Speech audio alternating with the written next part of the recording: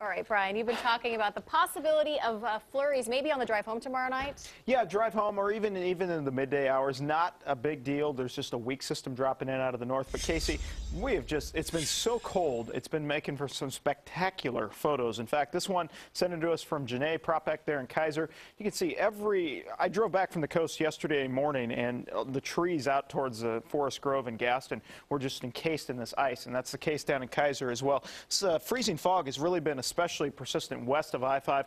Once you get out of the freezing fog, it's made for some spectacular sunsets and sunrises. This one taken from Lyle, Washington, across from the Dalles there. Darlisa Black, thanks so much for sending that in to news@KOIN.com.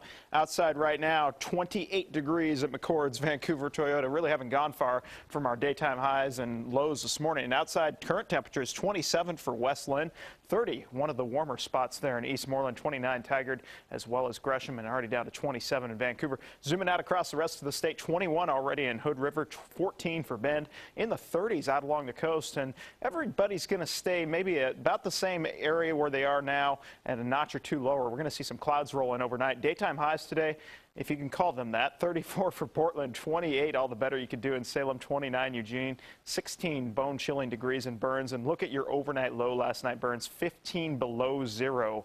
Yeah, that is definitely January cold and something we haven't seen for quite some time around here. In fact, it was 26 below zero last night in Lakeview. I can't remember the last time I saw a temperature like that here in Oregon. You can see all these clouds all drifting in out of the north.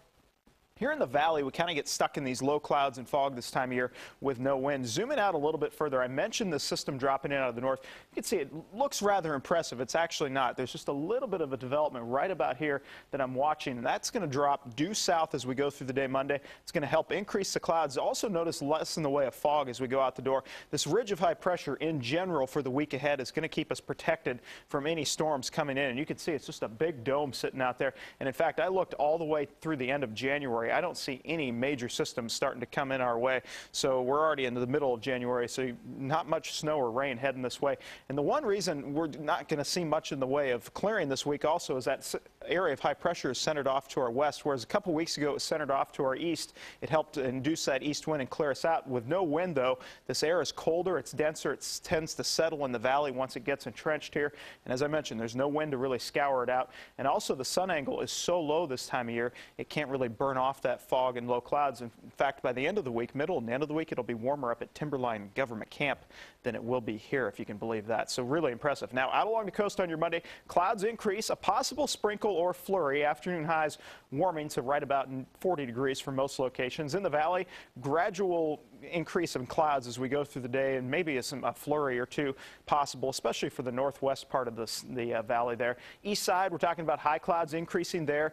Possible afternoon flurries, especially for the northeastern section of the state.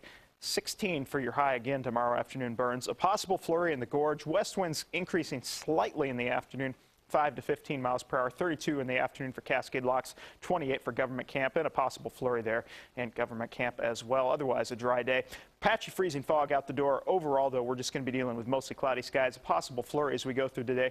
31, all the better you can do for Beaverton, 30 for Hillsborough. Over to the east side, 35 for Milwaukee, as well as Clackamas and Damascus, and flying up to North Columbia and Clark counties.